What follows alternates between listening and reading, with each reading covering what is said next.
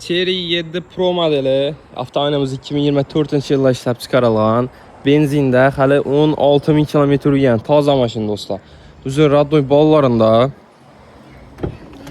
poliklari döşəlgan ishlarini, siylana elektronik, koja salon, panorama lyuk, o'zining monitori, 360 gradus kameralar, podogrev sideniya, rul obogrev hamma narsasi bor.